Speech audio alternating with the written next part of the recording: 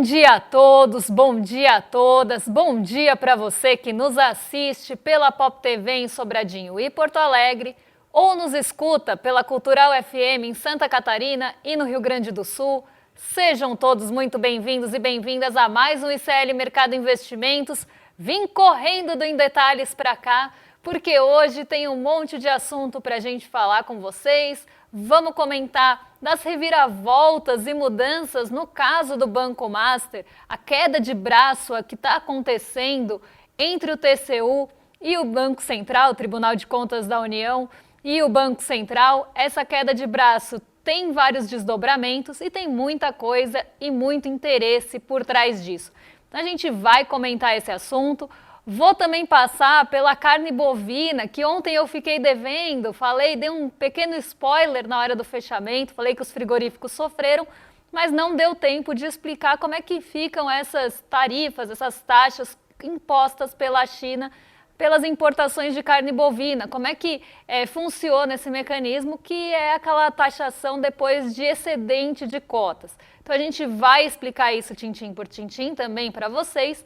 E vamos também falar de agro que não é pop, que não é tech, mas que é tóxico, porque foram liberados mais de 914 novos defensivos químicos e biológicos em 2025. Então é o veneno também ali no nosso prato. E a gente vai comentar as implicações, não só que a gente tem nas nossas vidas, o impacto que isso tem nas nossas vidas, mas também na economia e até mesmo na exportação de alguns produtos brasileiros. Então, antes, já vamos começar com a agenda para não atrasar o programa e a gente não atrasar aqui e dar tempo de passar pelo roteiro todo. Então, já vamos passar pela nossa agenda aqui, que mais uma vez não está muito extensa. Mais uma vez aqui, esse começo de ano, ritmo lento, as pessoas ainda estão curando a ressaca do ano novo. Então, a gente tem um ritmo bem lento de indicadores também. Quem divulgou o PMI hoje? Vamos começar por ele, porque são vários países divulgando esse índice de gerentes de compras, o índice de atividade dos gerentes de compras. Esse é o nome, o palavrão que dá o nome para o PMI, e a gente acaba abreviando como PMI, que é a sigla em inglês dada pela S&P Global. Quem divulgou tanto o PMI composto quanto de serviços hoje? A Alemanha, às 5h55 da manhã. Às 6 horas foi a vez da zona do euro de divulgar o seu índice de atividade. Às 6h30, Reino Unido. 10 horas aqui no Brasil. E depois ainda tem PMI nos Estados Unidos. Além disso, às 5 horas da manhã aqui no Brasil, foi divulgado o IPCS de dezembro, medição aqui da FIPE. Ontem a gente falou de índice de preços ao consumidor da FGV e agora foi a vez de conhecer essa medida feita e calculada pela FIPE, medição de dezembro. E todas essas medições, todas essas... nossa, gente, me fugiu a palavra. Todas essas indicações de inflação que saem antes do índice oficial servem para a gente ter uma ideia, saber para onde está caminhando a inflação aqui do Brasil, embora o IPCA tenha outra metodologia, traga outra forma de cálculo, a gente já tem um indício de como é que estão indo os preços aqui no Brasil. Então a gente sempre usa esses índices que são divulgados, era isso que eu queria falar, as divulgações que são feitas anteriormente do IPCA, para saber a quantas anda a inflação aqui no Brasil, na expectativa pelo índice de preços que sai agora na sexta-feira. Mas vamos passar aí pela nossa agenda, porque tem mais um pouquinho. Às 10 horas da manhã teve CPI de dezembro preliminar, então o índice de preços ao consumidor da Alemanha, medição preliminar, ainda não final. Às 11h45, como já adiantei, também teve índice de atividade de gerentes de compras, o famoso PMI, composto de serviços, final de dezembro nos Estados Unidos. Hoje à tarde sai balança comercial aqui no Brasil, 15 horas. E às 9h30 no Japão também vai ter PMI por lá, PMI composto de serviços, para saber também como é que está o ritmo de atividade de todos esses países. Depois de fechados todos os PMIs, a gente tem como saber como é que está a média global, até para entender se o nosso país está acima da média no ritmo do crescimento ou abaixo da média no ritmo do crescimento dos setores e da economia como um todo. O PMI, a gente vai comentar com vocês amanhã, ele mede esse ritmo da atividade.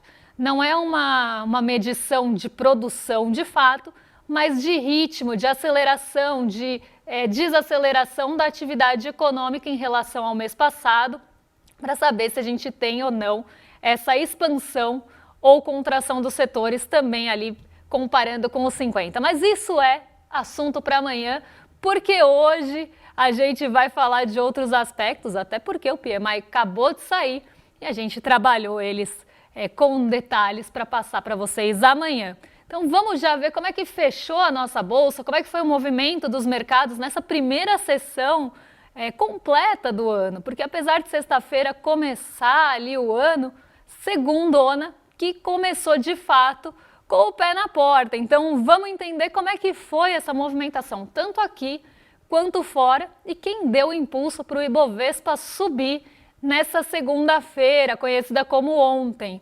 Ontem foi um dia de recuperação na nossa bolsa e não foi uma recuperação tão lenta.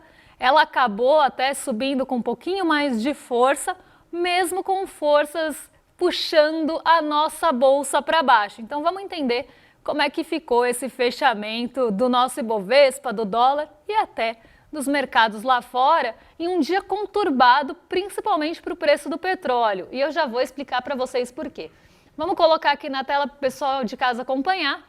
A nossa bolsa subiu quase 1% ontem, subiu 0,83%, fechou aos 161.870 pontos e logo de manhã a bolsa já estava com um fôlego acelerado ali, ela já começou a semana maratonando, ela chegou a tocar perto ali dos 162 pontos logo na abertura, logo de pronto. Estava subindo até mais de 1% no começo da manhã.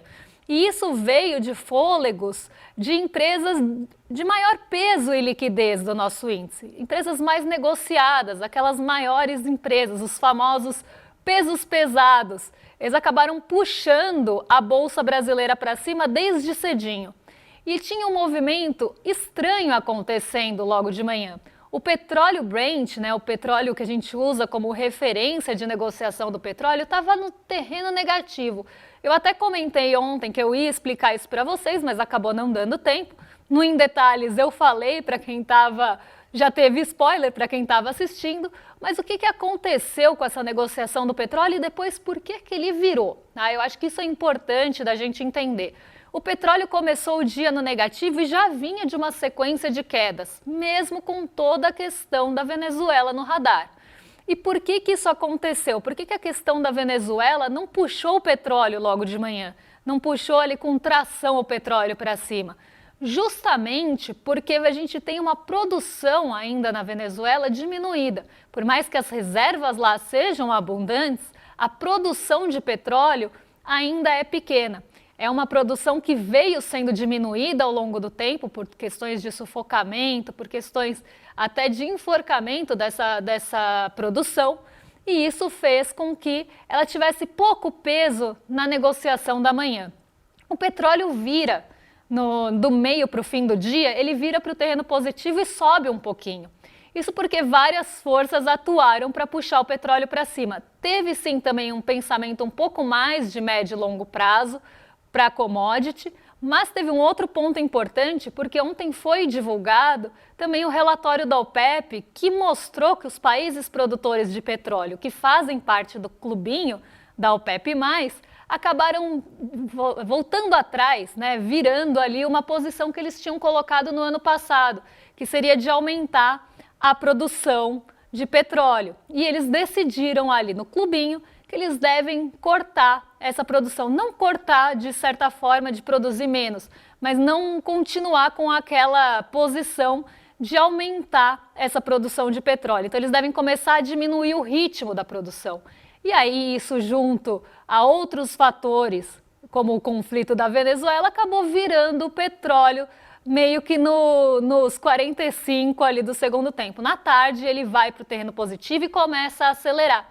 E mesmo com a alta do petróleo, a nossa Petrobras não participou da festa da alta do Ibovespa. Ela acabou caindo e foi compensada por outra empresa de grande peso aqui da nossa bolsa, que é a Vale.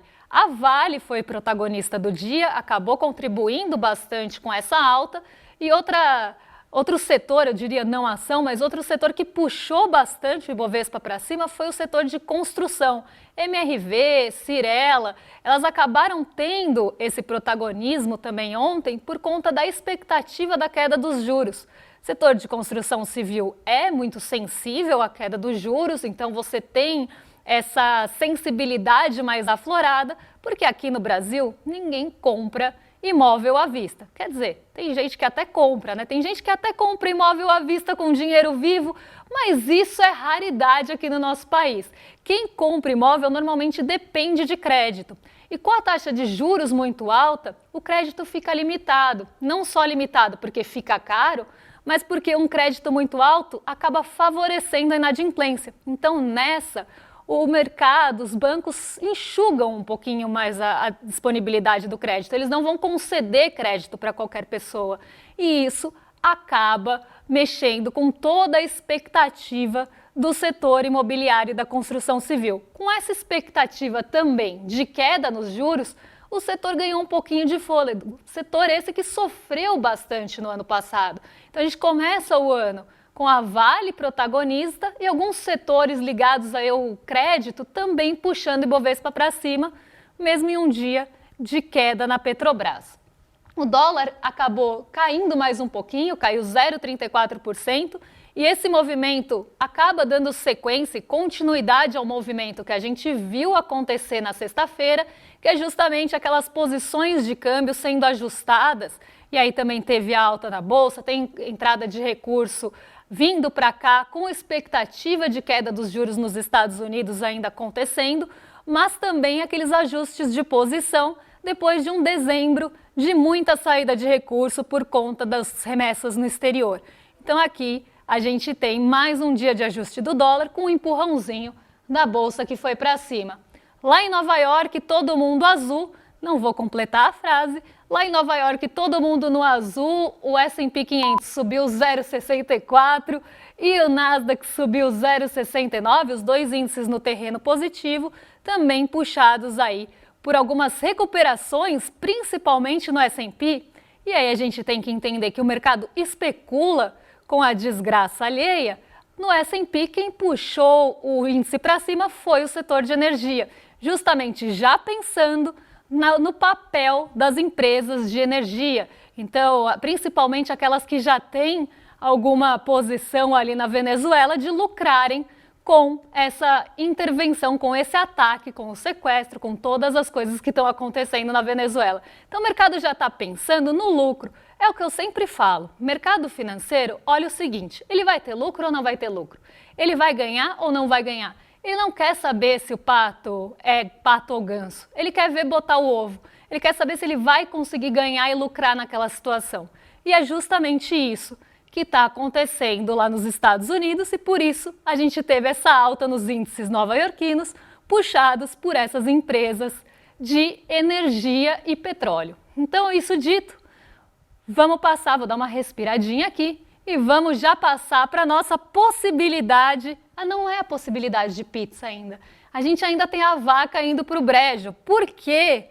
Lá na China, e isso eu fiquei devendo de ontem, foi um movimento que pesou muito na sexta-feira. Os frigoríficos derreteram, desculpa o trocadilho, ficou meio ruim, mas os frigoríficos derreteram na sexta com essa expectativa de taxação da importação de carne bovina lá na China. Alguns frigoríficos têm essa exposição maior, exportam muito para a China, exportam carne bovina para a China, sobretudo, e isso acabou pesando no humor na sexta, justamente porque a China colocou uma salvaguarda na importação da carne bovina. E isso começou no primeiro dia do ano, no dia 1º de janeiro, e tem validade de 3 anos, pelo menos por enquanto. Então vamos entender como é que fica essa salvaguarda da China, porque ela é feita por cotas. E isso é importante da gente saber. Eu até separei os números aqui para vocês e por que é que a gente teve toda essa queda na sexta-feira, principalmente da Minerva, que caiu 3,12, a BRF, que agora é MBRF, né, caiu 1,60, e isso porque essa medida de salvaguarda da China impõe cotas de importação.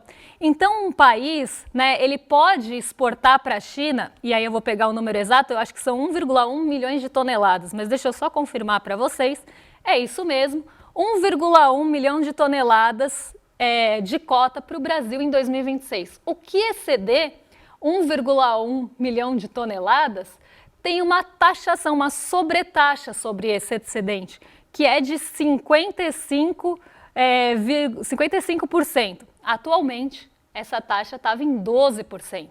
Então, isso deve limitar, de certa forma, ou encarecer essa exportação adicional que vai para a China. E a gente sabe que os frigoríficos eles têm um protagonismo, principalmente os mais expostos a essa exportação.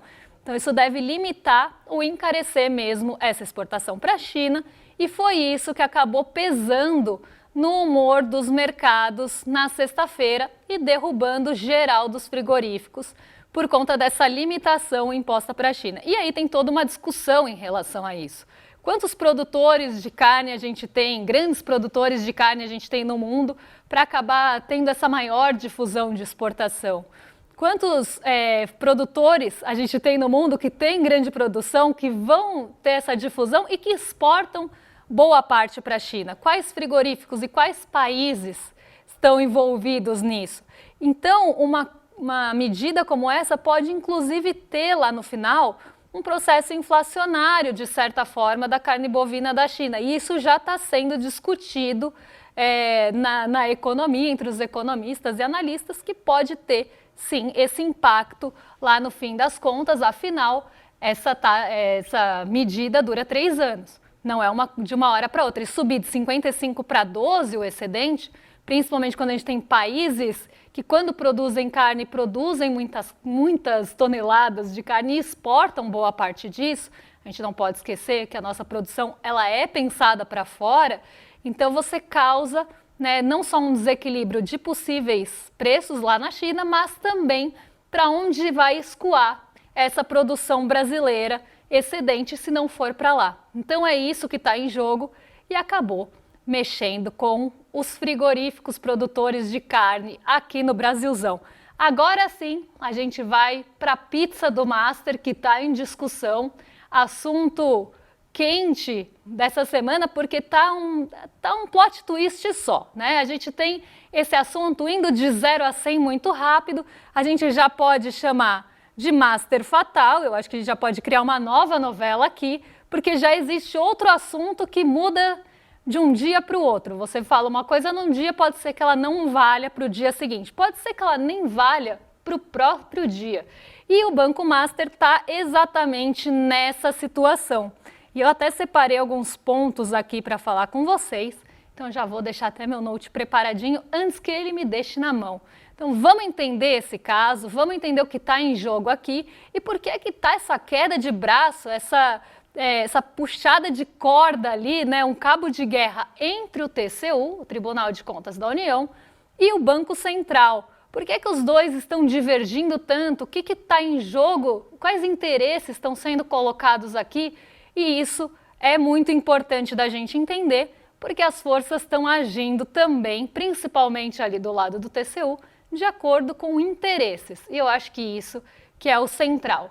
Então, o TCU determinou a inspeção no Banco Central sobre a liquidação do Master. Já não é de hoje que a gente tem questionamentos por parte do TCU, e eu já falei aqui que não tem um dedo, tem uma mão inteira do Toffoli nessa história, mas você tem essa pressão do TCU em relação ao Master. Eles primeiro questionaram a liquidação, pediram esclarecimentos, o Banco Central trouxe um relatório para o TCU, inclusive falei sobre isso logo nos primeiros programas do ano, lá no N1, a gente tem esse pedido de explicação que não deveria nem ter sido feito, porque o Banco Central é o órgão competente para isso. Se o Banco Central enxergou que tinha risco ao sistema financeiro nacional, quem é o TCU na fila do pão para falar o contrário? Mas eles questionaram a liquidação e pediram esclarecimentos. Foi entregue um relatório pro TCU explicando e explicando muito didaticamente por que é que o Master foi liquidado. E aí eu não acho que o questionamento tinha que ser se o Master foi liquidado ou não.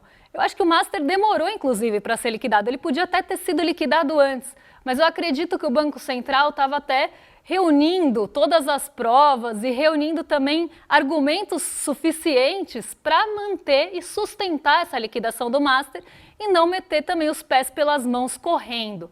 Então esse ponto é super importante da gente entender, porque foram apontadas diversas irregularidades. A gente está falando de fraude de crédito, créditos que não têm comprovação, da origem, nem que eles existem.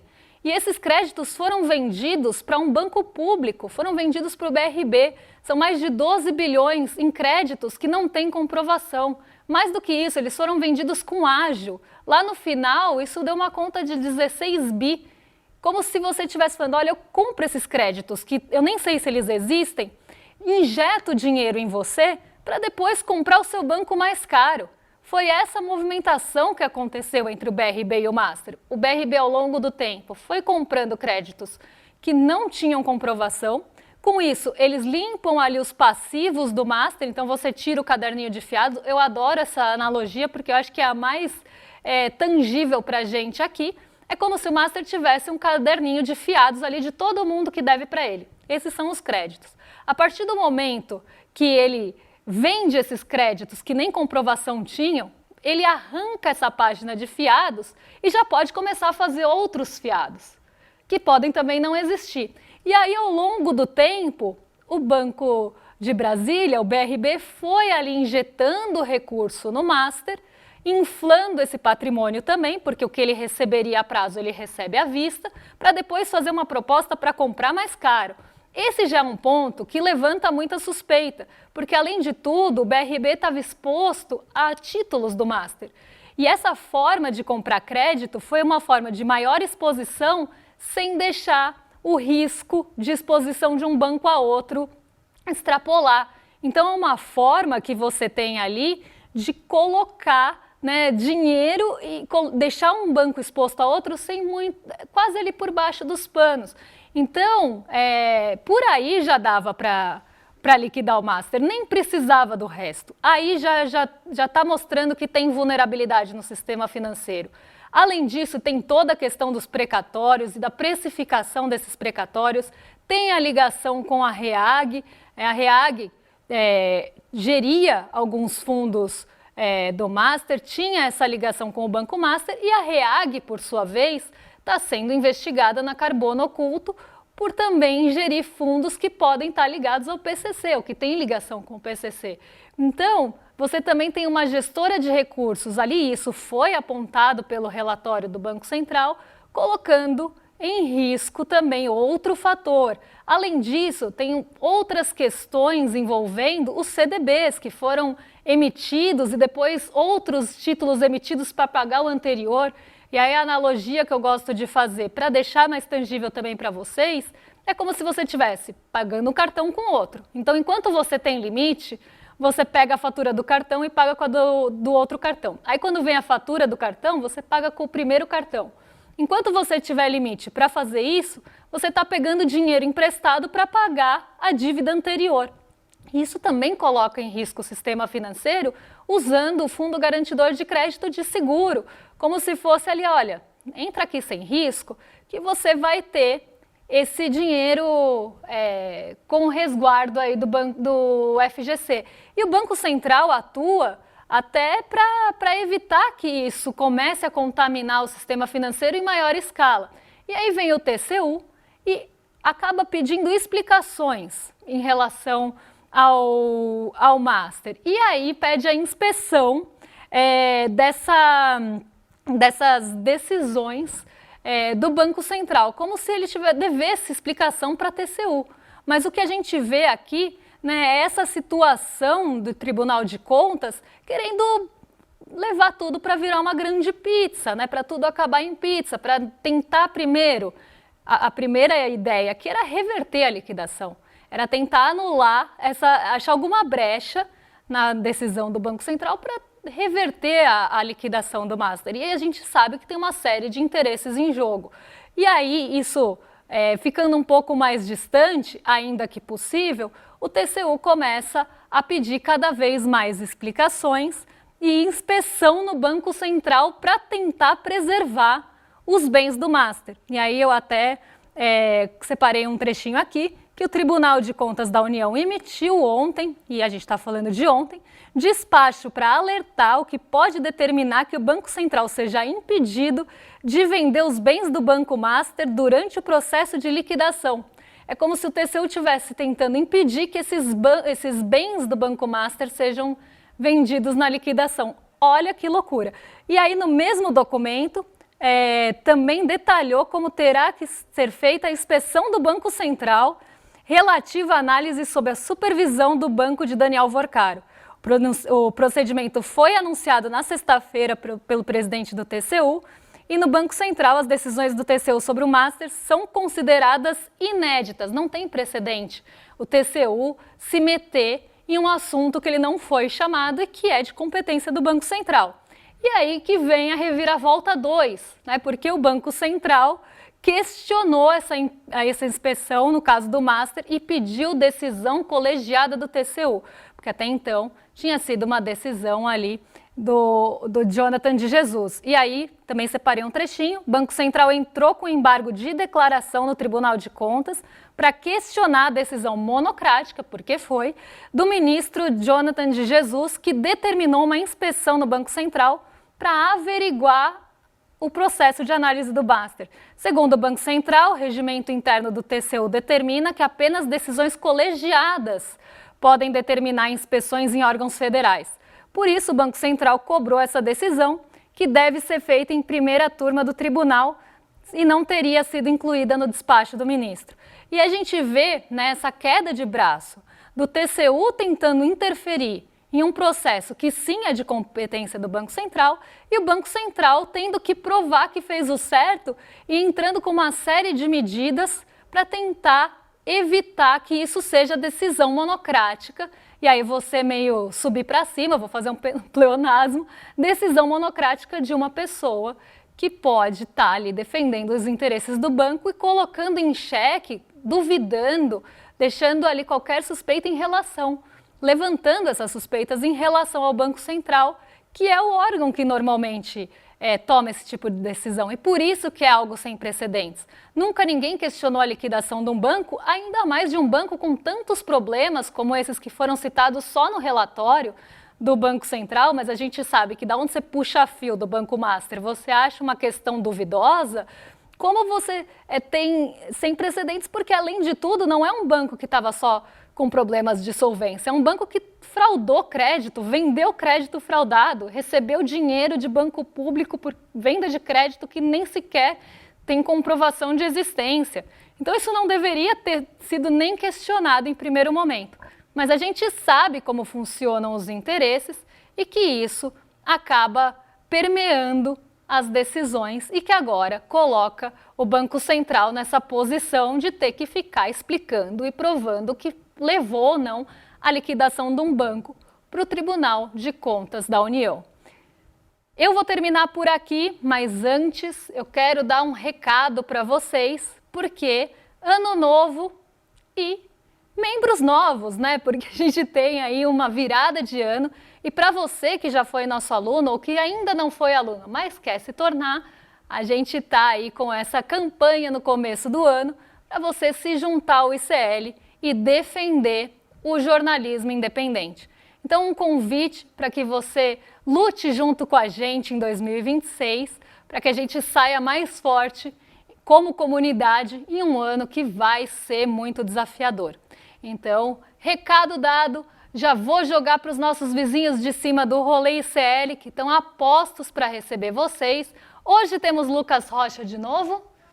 Só para eu não dar gafe, só para eu não dar nenhum fora, então vocês estão agora em mais do que excelente companhia com William De Luca e Lucas Rocha, que está um pouquinho diferente nessa foto, né? Mas a gente tem essa dupla incrível para estar com vocês a partir das 11h30, eu ia falar 11h30, mas são 11h37. Então uma dupla agora incrível de companhia com vocês. E amanhã eu volto para contar o que mexe com o nosso bolso, com as nossas bolsas e com as nossas vidas. E spoiler, a gente vai mostrar o que o mercado errou no ano passado. Um beijão e até lá! Em 2025, o ICL esteve com você todos os dias, do começo ao fim do dia. Presente para ensinar com grandes professores, entregando repertório, critério e capacidade de análise. Para ler o mundo com mais profundidade e se posicionar com mais consciência. Presente também para entreter, provocar reflexão com os melhores documentários que só a independência do ICL pode garantir para você. Histórias que ampliam o olhar sobre as disputas do presente e te permitem entender o mundo para além da superfície. Nosso jornalismo independente existe para organizar a realidade com apuração, ética, responsabilidade. E levar informação confiável e verificada para todos os cantos do mundo. O ICL existe porque a gente acredita que só o conhecimento é a chave para a verdadeira liberdade. E que entender o mundo é o primeiro passo para transformar a forma de agir nele. Acesse cl.com.br e descubra que o conhecimento liberta. Aprenda com os melhores professores, assista aos melhores documentários do mundo E apoie o jornalismo independente. E coragem, porque 2026 está batendo a porta. E a gente precisa de coragem para encarar.